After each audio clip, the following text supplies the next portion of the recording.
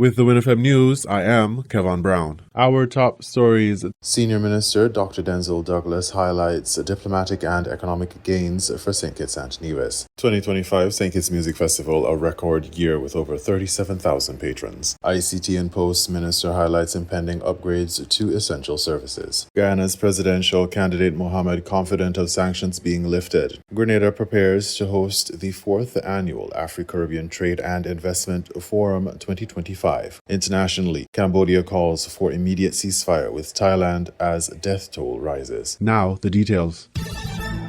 At the Prime Minister's press conference held on July 22, 2025, Senior Minister, the Right Honourable Dr. Denzil Douglas, delivered a comprehensive overview of his ministries, emphasizing the considerable advances made under his guidance to enhance the Federation's diplomatic presence and economic development on the international front. Dr. Douglas underscored key diplomatic achievements that have elevated St. Kitts and Nevis's profile within regional and global arenas, portraying the country as an increasingly proactive and respected actor. So far, we have had to take over the responsibility as the chair of the Council on Foreign and Community Relations with regard to CARICOM.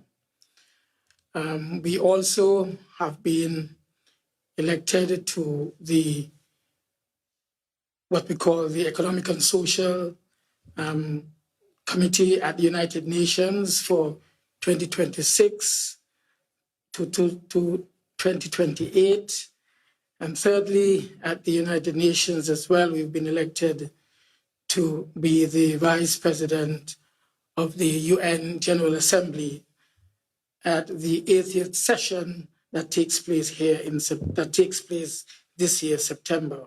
He further detailed St. Kitts and Nevis's expanding influence within the Caribbean Community Framework and beyond. At the level of the ACS, Association of Caribbean States, St. Kitts and Nevis has become the chair of 2 special committees on trade, economic development, and investment. Pivotal to these diplomatic advances has been the establishment of new missions and the forging of strategic partnerships. With regard to new missions that we have opened as a country, we have had our High Commissioner in India eventually presenting his credentials to the president, and as a result of that, we now have a functional mission or embassy in Delhi in India.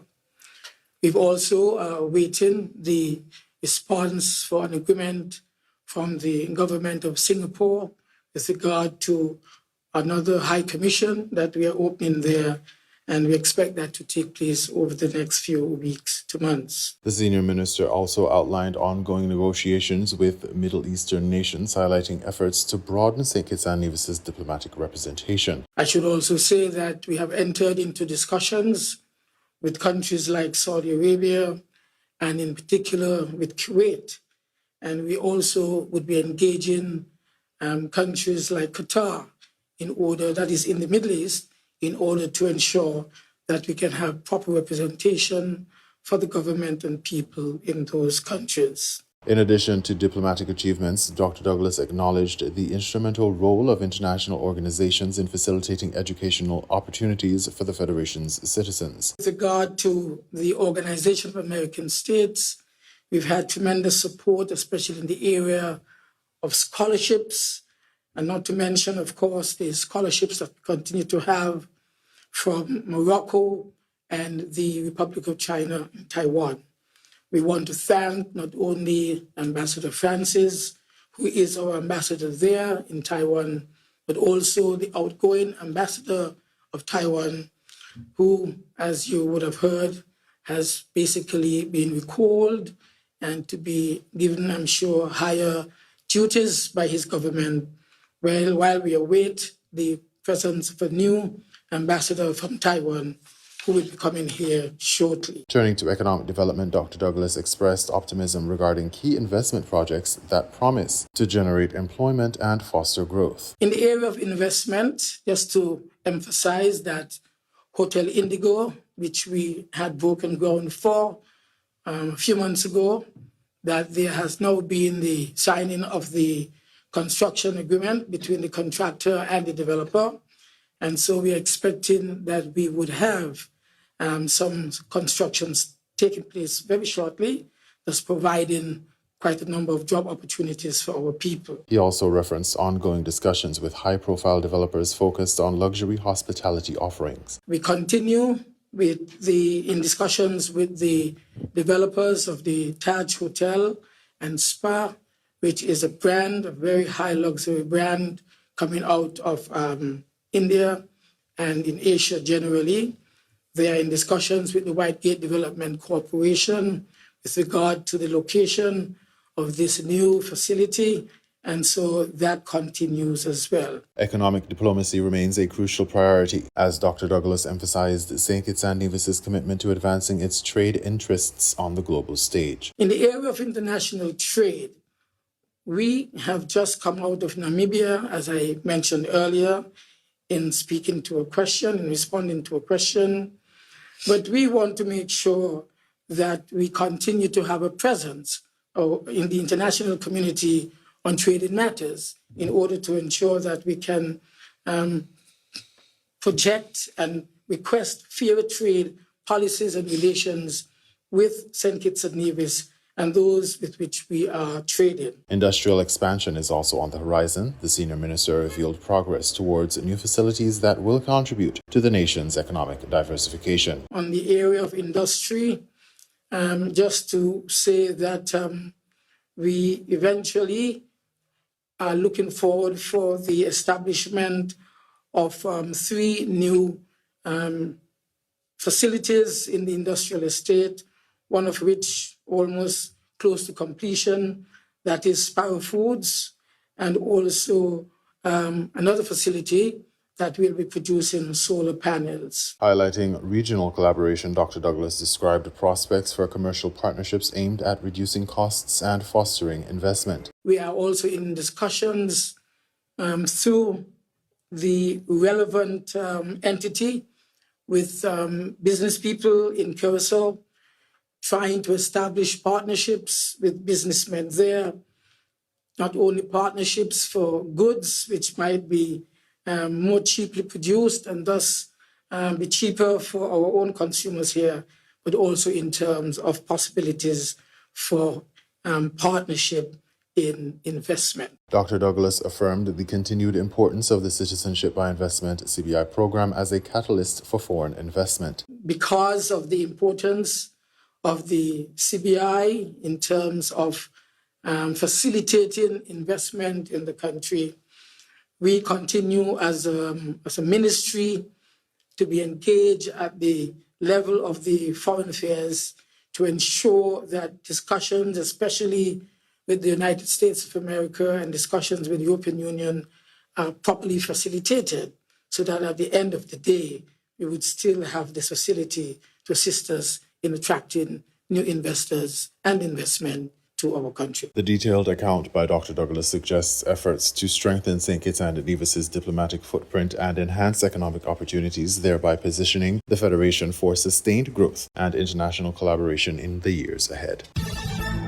The 2025 St. Kitts Music Festival marked a record-breaking milestone, attracting over 37,000 attendees across its 3 electrifying nights, according to Minister of Tourism, the Honourable Marcia Henderson. Attendance figures revealed by Minister Henderson highlighted the festival's vibrant appeal. Approximately 11,000 patrons joined the opening night, nearly 16,000 attended Friday's event, and just under 10,000 energized the Saturday finale. The turnout positions the festival as one of the most successful editions yet. The turnout represents a 76% increase in attendance compared to the previous year, underscoring the growing popularity of the festival both regionally and internationally. Minister Henderson attributed the surge to enhanced marketing strategies, growing global buzz, and strong partnerships. We are still collating the data, but we were able this year to scan tickets to give us a more accurate account of patrons. We did have some glitches, but on the Thursday night, we had about 11,000 patrons. On the Friday night, we had close to 16,000 patrons. And on the Saturday night, we had just under 10,000 patrons. In terms of we did, like I've said, when we did our previous press conference, prior to the music festival, we did have, we are in the process of finalizing the assessment, the economic impact assessment. I just want to take this opportunity as well to thank all the volunteers who worked during, and they are still working because we're collecting data until the end of July. That is what the experts have said, and the data will then be assessed during the month of August. Thereafter, we should have the final report. So I want to thank all the volunteers who worked before the festival, during the festival, and those who continue to work now with us in having the information, the data, and everything collected so that we can have a final economic impact assessment for the people of St. Kitts and Nevis, and for, of course, for us within the ministry to see how we should be using our resources as well.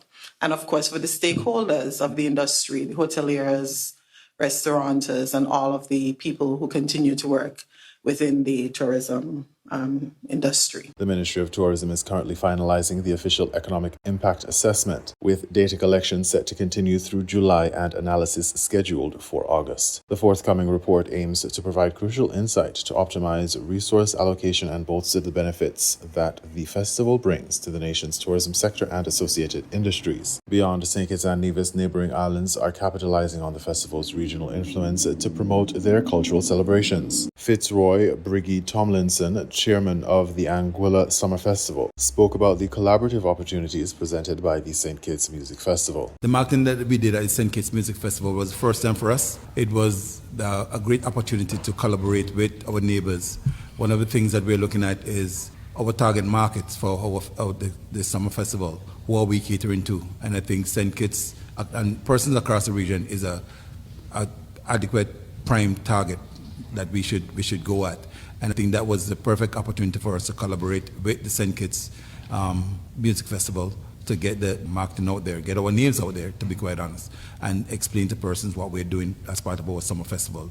In terms of the expectations, most that we could do is put the events out there, put it out there and create the proper events and see what happens from there. We can't, I wouldn't be here to say that we expect another 5, 10, 15,000 persons coming into the island.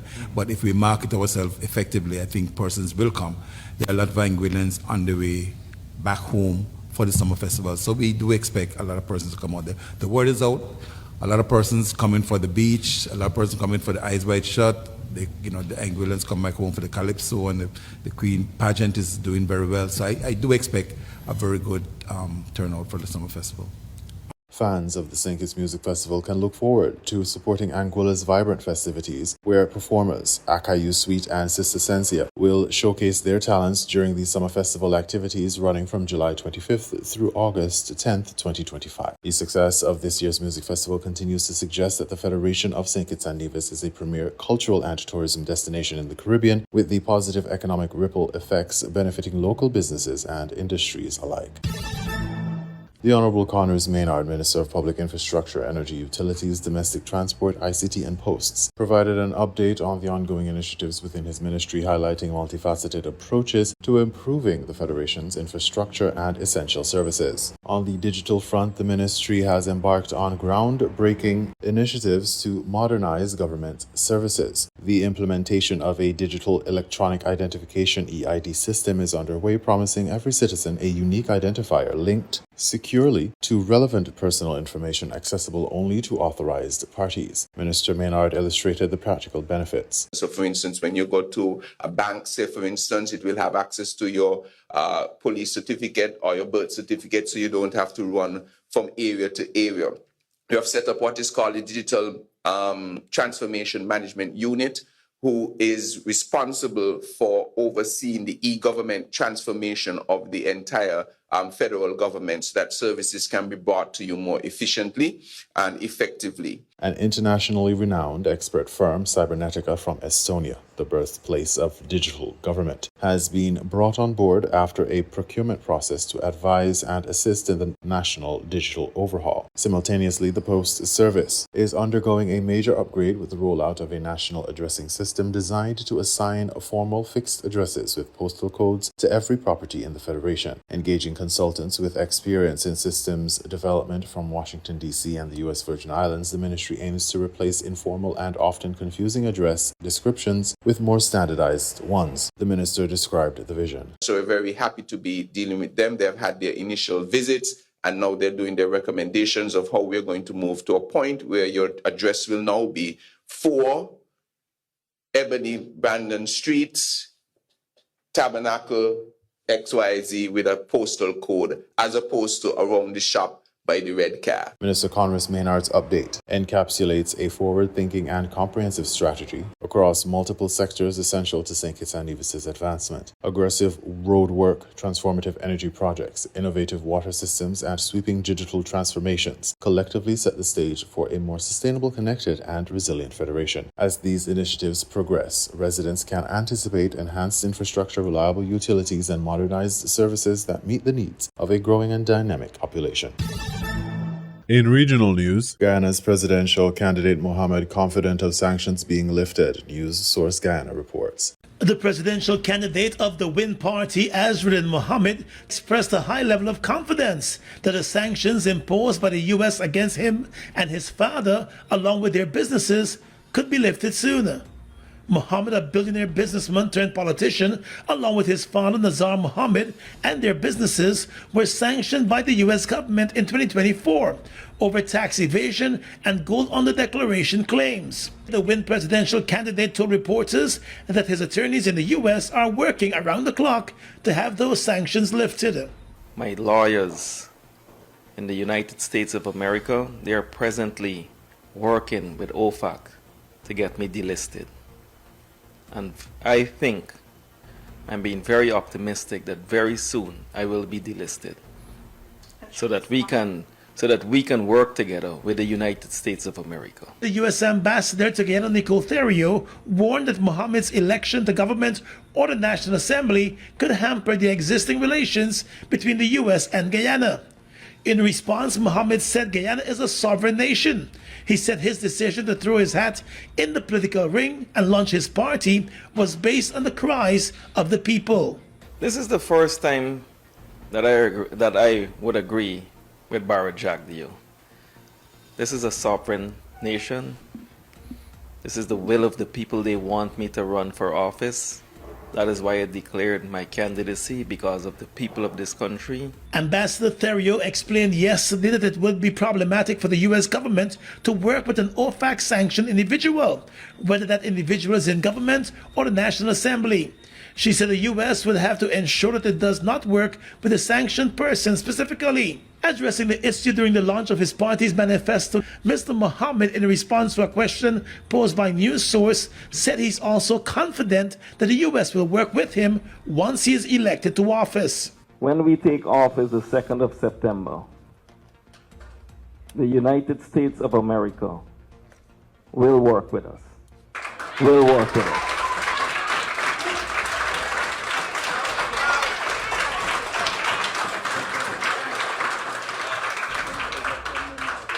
We saw recently what transpired between President Trump and the Syrian president. He lifted all the sanctions, and presently he even congratulated him as a handsome young man. Asked about the next move should the sanctions not be lifted, Mohammed alluded to the statement made by the U.S. ambassador, suggesting that the U.S. may be willing to work with other members of the WINN party, but not him specifically. Grenada prepares to host the 4th annual Afro-Caribbean Trade and Investment Forum 2025. Grenada Broadcasting Network has the details. The highly anticipated Afro-Caribbean Trade and Investment Forum is dedicated to strengthening economic cooperation, trade and investment between Africa and the Caribbean. Delegates and dignitaries from across both regions are expected to begin arriving on the island from this weekend ahead of the two-day summit, which will feature a series of high-level panel discussions, exhibitions, networking sessions and bilateral meetings. Gail Purcell, one of the leads within the local organizing team, gave an update on the preparation. Well, as you can see from what's happening behind me and your walk around, that there's a lot of activity going on. The conference is starting off on Monday. It'll be running from Monday right through to Wednesday. The major part of it on Monday and Tuesday, and our local component is on Wednesday. We do have a charter flight coming in on Sunday, which is coming straight from Nigeria to Grenada. It's about under 8 hours, so it looks good for prospects for the future. In addition to that, we've had a number of regular commercial flights that people are traveling in on all through the weekend. Active 2025 marks a critical step in bridging the two regions through trade, diplomacy and cultural ties. Preparations are in full swing, with local authorities finalizing logistics and security arrangements to welcome heads of states, ministers and top-level executives from public and private sectors. Purcell highlighted some of the key participants that will be attending. We have well over 1,000 people registered right now, coming from across the African diaspora as well as the region. Grenada's participation has significantly increased over the last few days, so that tells us that the interest on the ground is increasing and the anticipation is growing. So we're looking forward to fruitful dialogue, engaging discussion, and making good connections. All of our young people are excited. Pascal Siakam, who's a native of Cameroon, a national champion NBA player, a former player with the Raptors and the Pacers as well. So he is going to be here in Grenada, and he's going to be part of the panel, one of the panels, and he will also be doing some community visits while he's here. Former Prime Minister of Jamaica, PJ Patterson, is there. We have the delegates and our officials from the Afrexim Bank. Our Professor Orama will be here as the outgoing president of the bank, and his incoming president will also be here. As Grenada positions itself at the heart of Afro-Caribbean cooperation, the upcoming forum promises to spark meaningful dialogue and long-term partnership aimed at mutual growth and regional resilience. Rena P. Thomas, GBN News.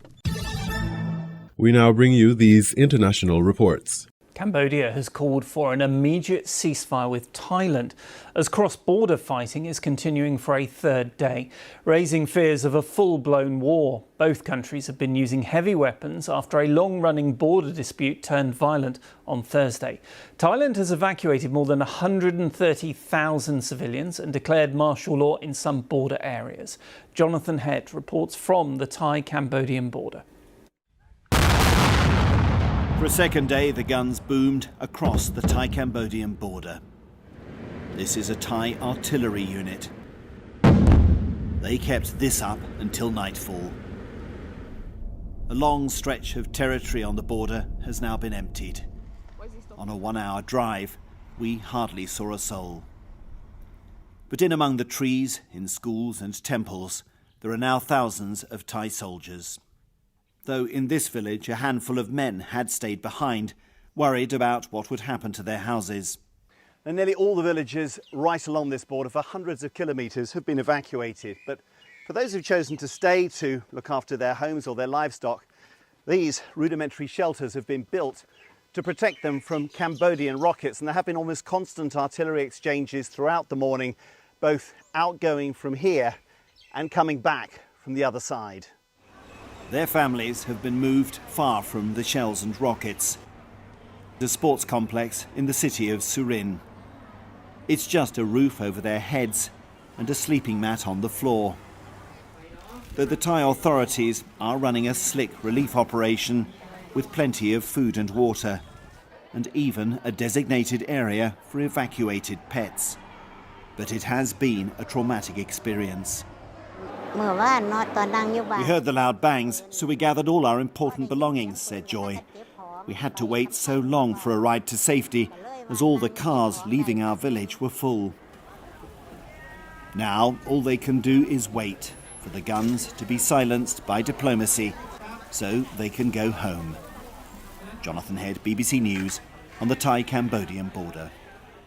Well, Jonathan is still near to the border. I asked him if there'd been any reaction from Thailand after the ceasefire call from Cambodia's ambassador at the United Nations. Thailand didn't explicitly reject it, but it hasn't accepted it either. And what we're hearing from the Thai military and from elements in the government is that this is still an ongoing military operation. They have objectives. Now, you can see where I am now. This is a completely deserted marketplace. This entire area is still completely evacuated along a very long stretch of border. It's very eerie here, but we were here yesterday, and while we were here, we could hear absolutely constant thundering artillery from Thai big guns that were ranged right along the road. I'm going to move around here so you can see the road behind me. There's almost no traffic on it now at all. There are very few people are coming back. Those guns were positioned for a very long way along the road, firing that way into Cambodia, which is about 5-6 miles away. And today it's completely silent. We're not hearing any guns at all. So it's possible they've achieved their objectives. The Thais are saying they've been trying to destroy those Cambodian rocket launchers, or at least push them back, that caused all the civilian casualties here on Thursday, and to hit Cambodian military positions and drive Cambodian troops back from disputed areas, a couple of temples in this area. And they are saying they've achieved that. Of course, there is now fighting in another part of the border, a long way from here, down in the southernmost part of their border, where the Thai Navy's been involved. It says also it's been pushing Cambodian forces back. So Thailand still feels this is an unfinished military operation. They have objectives. There's a lot of anger here about the civilian casualties. From Cambodia's call for a ceasefire, it seems they are ready to stop. At the moment, it's quiet here, but there isn't any sign of an end to military activity. Are we likely to see diplomatic efforts from the other countries in the region? I think we are, and we've already seen some. The Malaysian Prime Minister Anwar Ibrahim has called his Thai counterpart, offering to help, calling for peace. The Thais have very politely responded, thanking him for his offer, but saying at this stage they do not need any third-party intervention. But I think that pressure will keep up. This is a region in Southeast Asia which prides itself on being peaceful and prosperous, in benefiting from global trade. And the members of the Association of Southeast Asian Nations usually scrupulously avoid any conflicts getting out of hand between them. So this is very uncomfortable for this region, and the other countries in the region will be putting pressure on them. But the mood is still very, very tough here in Thailand, very indignant about what happened. Remember that Cambodian rocket attack that came over and hit these shops and hospitals was quite unexpected on Thursday. It was a real escalation, and the Thais feel that has not been properly accounted for yet. Of course, on the Cambodian side, they're also now listing casualties, people who've been hurt, places that have been destroyed by all that Thai artillery, and some aerial bombardments too that have come from this side. How a child starves. Experts say starvation is not only killing children in Gaza, but will cause lifelong harm to those who survive.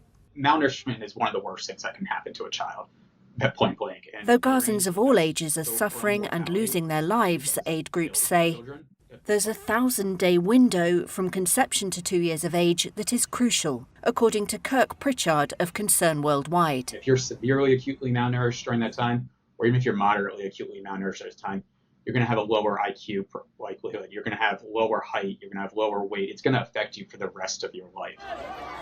More than 100 organisations have said mass starvation is spreading in Gaza because of Israel's aid restrictions, even as tons of food and other supplies sit untouched just outside the enclave. 4-year-old Amir Matar weighs just over 16 pounds. He has cerebral palsy, and so does his 6-year-old brother Yusuf. Their mother Samah says she struggles to find milk or even bread to feed her 6 children, who live in a Gaza City school-turned-shelter. And she can't comfort Amir. Mum, we don't have bread. Mum, we don't have bread. Mum, we don't have bread. I say don't move so much so you don't waste your calories and get hungry, but he doesn't get it. The UN's World Food Programme says nearly a quarter of Gaza's 2.1 million Palestinians face famine-like conditions, and thousands are suffering acute malnutrition. The first damage to a child with malnutrition is counted in days. A child's brain develops at its fastest rate in the first 2 years of life. Pritchard said chronic malnutrition among mothers, especially young mothers, can cause low birth weight and a decrease in the quality and quantity of breast milk. Diseases that a healthy child would resist can kill, he says. One of the things we're really worried about in malnourished children is diarrhea, which can actually then go on to kill them within that as well. Your immune system starts to shut down, so you can't fight off basic infections. Your organs are affected. Everything about, especially once you get to that severe acute malnutrition aspect of things, every aspect of a child is affected by it. Their cognitive development, their brain development, everything. Israel cut off all supplies to Gaza from the start of March and reopened the flow with new restrictions in May. It says it is committed to allowing aid in, but must control it to prevent it being diverted by Hamas. Hamas denies doing this. Israeli government spokesperson David Mencer. In Gaza today, there is no famine caused by Israel. There is, however, a man-made shortage engineered by Hamas. Amber Alayan is a paediatrician with Médecins Sans Frontières, which she says has scores of people working in Gaza. We're seeing 1 in 4 of our kids, being treated in our clinics with malnutrition. It just seems to get worse. Those numbers are shocking, she says, even compared to other countries where malnutrition is rife, like South Sudan or Congo. The biggest issue that's very acute in the childhood period, though, is things like developmental delays. So it stunts their growth and it stunts their brain growth as well. So they can have issues with speech delays or reading delays or even just like relationship delays with their parents. And there is another component of that, which is the bonding between parents and children, that there is a break in that bond somehow due to some of these developmental delays in early childhood malnutrition. Najah Barbach cradles her daughter at a hospital in Khan Yunis. She doesn't grow, she says. She should be able to sit up straight. She lies on her back and that's all. Pritchard says the impact on young ones is obvious and devastating to see. And I think the thing that gets you the most when you see it firsthand is how quiet they are. You can have 30 2-year-olds, 1-year-olds in a clinic and you can hear a pin drop. And it's just because it's absolutely eerie and it's heartbreaking to hear that the quietness of it. It was a smaller turnout than the organisers had predicted, but protesters came united in their demand for Prime Minister Anwar Ibrahim to quit. They're angry at what they say is Anwar's failure to enact the reforms he promised when he was in opposition. When he was in opposition, he was completely different to how he is in government. What he promised before and what he's delivering now is completely opposite. Underpinning a lot of the discontent is economic hardship, as people in Malaysia, as elsewhere, deal with rising prices that wages struggle to keep pace with. It's difficult this year. It's not only difficult for me, but for other traders here. The cost of living has gone up, but what can we do? We can only work harder. It's a public unhappiness that's led to what appears to be an unexpected windfall from the government. In what his critics say is a deeply cynical move, Anwar announced this week a more than $660 million stimulus package that includes cuts to fuel prices and also a cash handout for every Malaysian adult, just 3 days before the biggest challenge yet to his leadership. That handout puts Anwar at odds with his stated goal of raising more revenue while cutting spending. That would detract from the people's already quite meager income. And therein lies the difficulties, a double whammy for him, and how he would navigate that, I think, would determine the rest of his tenure as Prime Minister. It's a remaining tenure that a fired-up opposition is promising to make a difficult one. Rob McBride, Al Jazeera, Kuala Lumpur. At a university in southern France, Palestinian historian Abdelatif Abu Hashim works in exile, documenting Gaza's rich heritage. He left Rafah in April under a French programme for academics at risk. Israeli forces barred him from taking his archives. I left with only my phone, a few books and the clothes I'm wearing right now. I wasn't allowed to bring a computer or flash drive or anything that has data. The former director of Gaza's Department of Manuscripts, Abdelatif, lived in an apartment above the library he ran. It was bombed. He was forced to abandon everything, including 20,000 books. I fear for the library. I worked on it for 43 years and now it's under the control of the Israeli authorities. I don't know what's happened to it. For the university's Mediterranean Studies faculty, Abdulatif's expertise is invaluable. Because of his immense knowledge of classical Arabic and Islamic sources, first of all. Also, he specializes on the history of Gaza and its heritage. So this is a very good thing for the library because we will be able to enrich our collections and our knowledge. Being separated from the archives and his books in Gaza is hugely challenging for Abdulatif. But being forced to leave behind some of his family is deeply painful. Abdulatif's wife and son Mahmoud travelled to France with him, but his 7 other children and dozens of grandchildren remain in Gaza. This is the twins of my brother. When I left Gaza, they stopped me and said to me, Uncle Mahmoud, we don't want to be killed. Before the war, Mahmoud was training to be a dentist. This is the world of injustice, and people here are living with normal life. I feel happy about them, but I could tell them, do you know what's happening in Gaza? Do you know what's happening to children in Gaza? Do you know what's happening to women in Gaza? Israel's war is destroying lives, homes, dreams, and threatening to erase thousands of years of Palestinian history and identity. Abdulatif is doing all that he can to preserve it. Natasha Butler, Al Jazeera, Aix-en-Provence.